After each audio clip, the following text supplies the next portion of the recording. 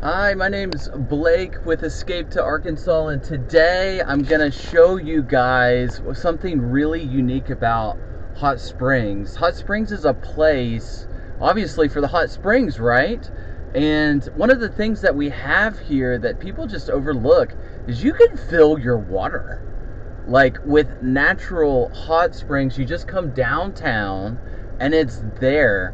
So this is something I just wanted to share the process, what it looks like. Um, this is something I remember when I was a kid.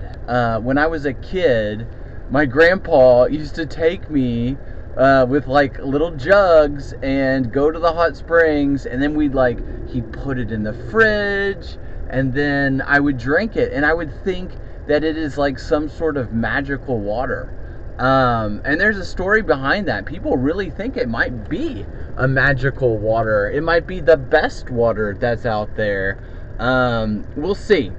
But I want to share this process with you.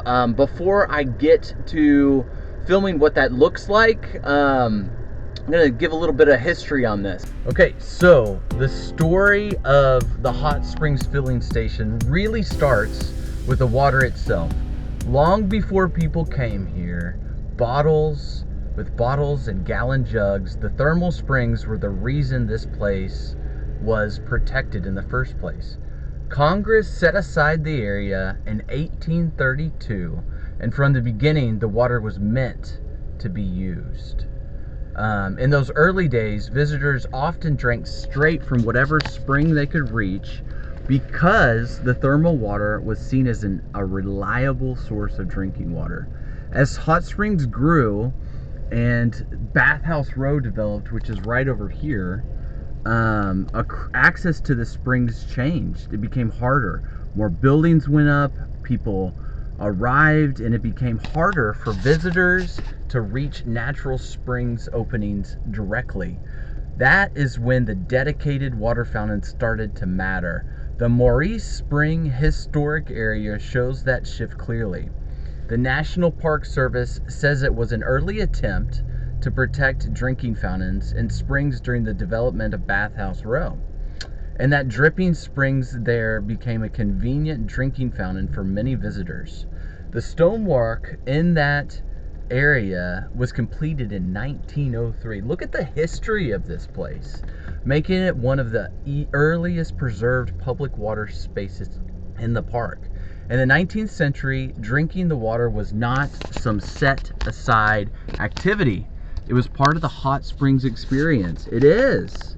Springs like Arsenic Spring became famous drinking spots, and visitors believed the hot mineral water could help cleanse the body and improve health. Arsenic Spring was so popular that the Park Services says it was the most important drinking water springs for 19th century visitors, especially before later construction changed the landscape and covered or redirected some of the old spring outlets. By the early 20th century, the park moved into a more modern area. In 1933, a central thermal water collection and distribution system was completed, which changed how the spring water was gathered and delivered. Instead of relying on scattered natural outlets, the park could now route thermal water through a common system.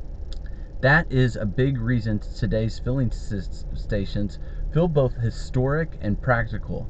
They are modern access points and connected to a much older spring tradition.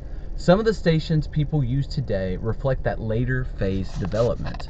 The thermal jug fountain in front of the park's administration's building, which we're about to see, on Reserve Street, sits at 101 Reserve Street, and the Libby jug fountain in front of the old Libby bathhouse also dispenses thermal water. Both averaged about 143 degrees Fahrenheit, which is why people often fill containers rather than drink straight from the stream like a normal fountain. The Wheatley Plaza jug fountain just across the park from 629 Central Arc Avenue also dispenses the same hot thermal water. Not all hot springs filling stations are hot. The cold water fountains tell a different story. Whittington Spring, for example, comes from a cool spring near the base of West Mountain. Park employees built a trough there in 1911, and the present jug fountain was added in 1954. Happy Hollow Spring, another cold water source, used to be privately owned and was once called Magnesia Spring before 1960. These cold stations were treated with ozone filtration today because the water comes from different sources than the protected thermal strings.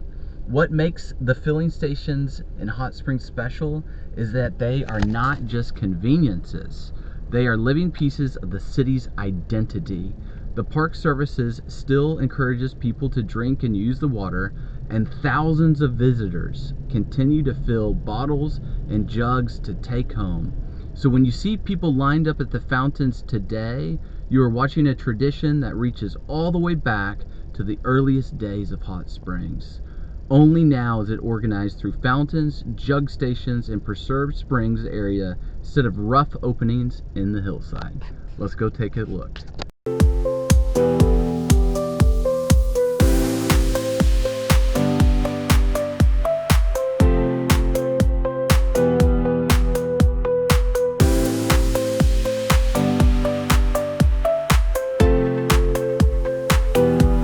And so I absolutely don't love those caps, but it's what I have, and hopefully it doesn't spill out, so we'll see. Here's just a look at it. What's going on is it's this water jug cap, but like it can kind of go in and out, so hopefully like the water creates a seal or a vacuum on it where that does not happen, but this little piece right there, so we're gonna find out. Yep, just as does not work.